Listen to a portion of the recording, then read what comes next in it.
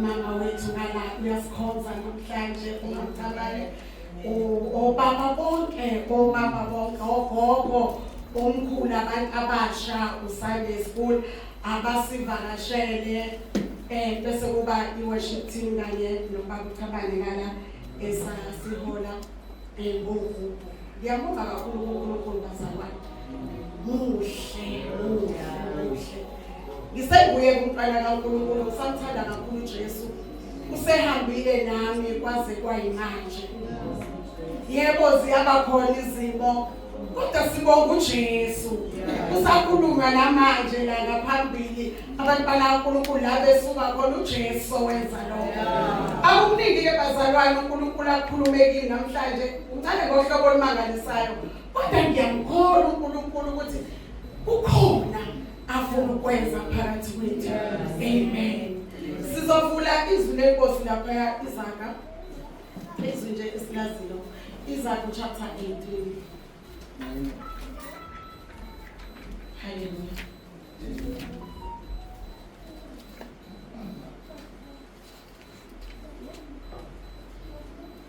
Izaga chapter 18 sizofunda nje verse 10 kube ukuphela. Ufundeka kanje ke bazalwane. Igama lika Jehova lingumbhoshongo onamandla. Olungileyo ugijimela kuwo alondeke. Igama lika Jehova lingumbhoshongo onamandla. Olungileyo ugijimela kuwo alondeke. Jesus. Yonke nje uNkulunkulu namhlanje athe angikhulume kule ndawo. Wathi igama lika Jehova lingumbhoshongo kodwa hayi umbhoshongo nje onamandla. Sikhuluma nge-strong tower. Hallelujah. Bese litholungileyo ugijimela kuwo bese yalondeka.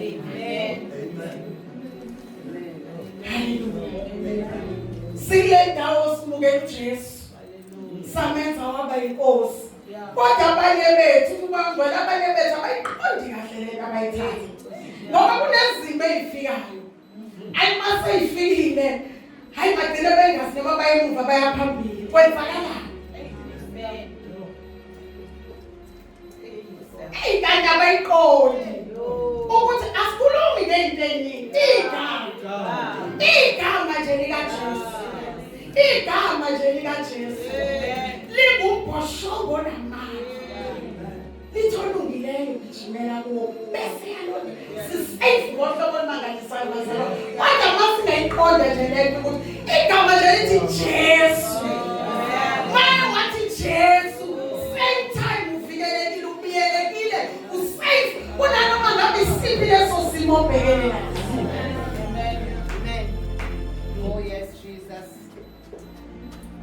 Omunye kufika isimo axoxe nongakholwa hayi alenza iphutha axoxe nongakholwa athi nasi isimo sami amshonise kwabanye uNkulunkulu akhohlwe la uNkulunkulu ngoba ubone ngathi akwenzeki kanti ukhona uNkulunkulu uyaphila abone ngathi akwenzeki ashone kwabanye uNkulunkulu ukube sonke bekunjalo ngababekho namhlanje abantu labo sizenzile namhlanje kuyabongwa ngoba bahlabile bamthembile uNkulunkulu umthembile esebona ugogo wabonisesele yedwa nangolesine la olunye wayifakaza ekwahamba uma ngabona ukuthi ngisele ngedwa mina nezingane la ekhaya fanele ahambe noJesu fanele kungakhulumeki into khuluma indaba ukuthi abasahamba ugogo ngeke kodwa wathi hayi ngizohlala kuJesu akusho ukuthi izima ifikanga kodwa into emnandi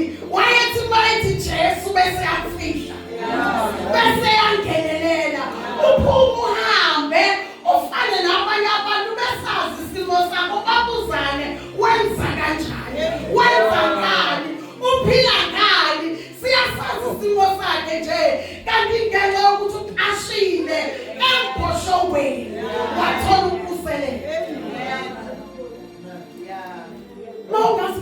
futhi ngofana nabaprofeti bakaBhali ngiyakhumbula leli ilanga uEliya. Amen. Uthi hayi akasibone ukuthi uyena uNkulunkulu ofanele ukhonzwe. Uthi mbizeni sibone ozoshisa lo mnikelo ngomlilo. Nangempela kuthiwa walungisa umhlatshelo zabekwa inkuni yabekwa inyama esihlahleliwe. Bamemeza uNkulunkulu wabo, bamemeza kwakhela ngembezi lutho wehla. Kwafika isikhathi la kuthiwa wayesenza ihlaya ngabo. Wathi animemeze kakhulu mhlambulele. Mhlawumbe usathatha uhambo. Animemeze kakhulu. Nabo ngempela kuthiwa benze njalo. Ngoba babengasayiqondi lento abayikhonzayo. Kuthiwa bamemeza kakhulu baze bayilimaza bayisika baxisa igazi. Ngoba bethi bamemeza uNkulunkulu kanti hayi kwakungesiyena. Kodwa wathi uElisha mayesebemezo wakhe wamemeza once wehla washisa umlilo washisa ngisho amanzi namatshe washisa kona.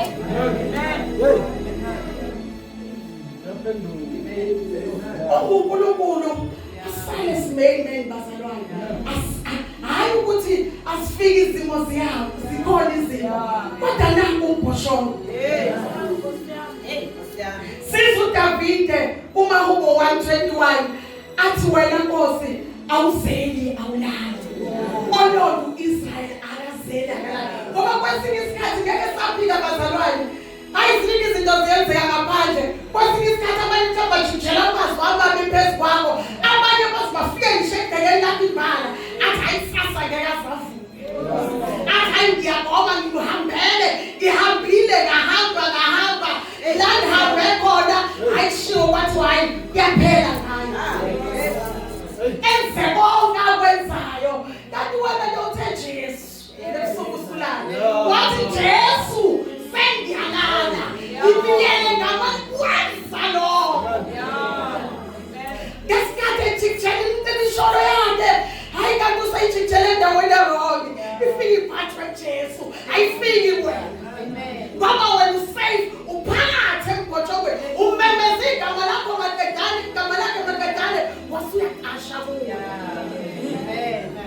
Amen. Ubonakala ekseni mhlawumbe sabona kuvaliwe mhlawumbe hayi sema ukuthi uhlala wedwa hayi mhlawumbe hayi uthi lo muntu ngoba ishila igarantini inyanga iyabe ekseni ubonakala thwayi yaphuma hayi uyambikelela sawubona makhelwane akabe savuka nokuvuma vele phosene endlini kanti into emenze lokho ukuthi uyazi ukuthi ubenzeni kayizo uyayibuza kwenzeke kanjani kanti ngoba uyakwazi amandla egama likaJesu umemezelo nawalala waprotecta. uJesu mayifikile ufika isimo sibheke phezulu emzini wakho noma ekhaya lakho afika kududuza umemeza igama lakhe maqedana kududuza. Awusebenzi awunayo imali ingane ayifundi udinga imali yesikole ulokhu ubonakala wehla wenyuka uhambe uye enkonzweni bayabuzana uphi uNkulunkulu wakhe kanti lokhu ushithi Jesu makumuhle kuwe abese yakhava athi mayekhava akwenza uthola uthula uhambele phezulu hayi ngoba sekukhona mhlawumbe akabonakali kodwa ingenxa yokuthi uyawaqonda amandla asegameni likaJesu ubonakala unokuthula.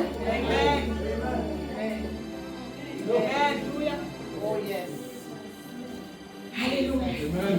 Kanti singena Jesu hamba ufuna uthando lalungekho khona.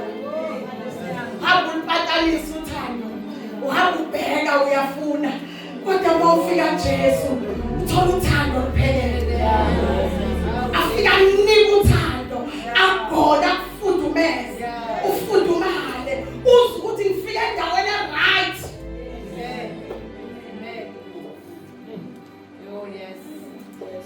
Isashilo mathaku kuningi namhlanje uJesu uthi omunye simabhekene naso hayi sikhulu ngohlobo uyasibona la isestorm ukuthi lento ngizoyithini lesimele lesiphambi kwami namhlanje kodwa uJesu uzomkhumbuza kade qalile uNkulunkulu ekhuluma esasho usisimamtshale ethi uqale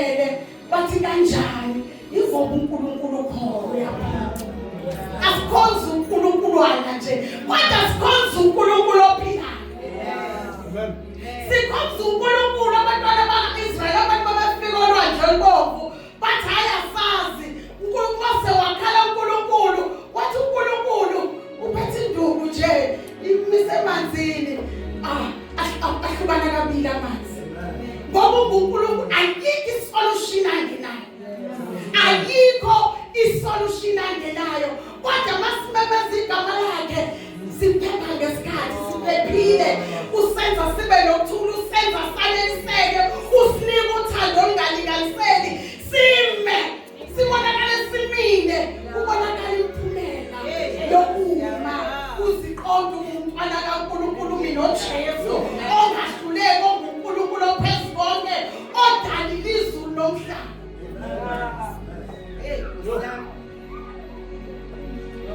uyena uNkulunkulu bazalwane omunye mhlawumbe endlini akamazi uNkulunkulu wena akaze nje waqala nangaye ukuthi konje lo uNkulunkulu ubani uyabona nje mhlawumbe omunye vele kade afika futhi uyazi ukuthi unoJesu kodwa lento yakhe isamdlalo kena nje ukuthi noJesu ngiyahamba ngenkozweni ngiyabuya ngezokwami ngiyahamba ngemva hayibo ake singayenzi kanjalo ngoba uJesu siyaphepha igama engaphezulu wonke akhona amagama bazalwane ayikuthi awekho akhona maningi kodwa izwi lenkosi lithi konke lokho kuzodlula konke kaJesu kuphela nje ake uthi namhlanje ngifuna leli gama likaJesu kanti likwazi ukwenza into enkulu kangaka leli gama likaJesu eliphusela umuntu kangaka leli gama likaJesu lenza into enkulu akukhathaleki isimo simbi kangaka kodwa ukhona ukuthi once wathi Jesu uyaphuthuma lithi izwi lenkosi kwabaseKolose 3 ukuphila kwethu kufihliwe kanye noKristu Jesu kuNkulunkulu asaziphilele so thina sikho sinikela konke kuyo ngezwi lenkosi kade sashumala ethi kubalekile ukuhlinza ngezwi ngoba ikona okusizayo ukuthi makufika izimo kuvuka izwi bese umemeza uNkulunkulu bese yagijima akusele yonke leyo mpilo ishaye yena ubonakala umile ufane nalesa sihlahla esakhe ngasemfuleni nayo umiswe yini uJesu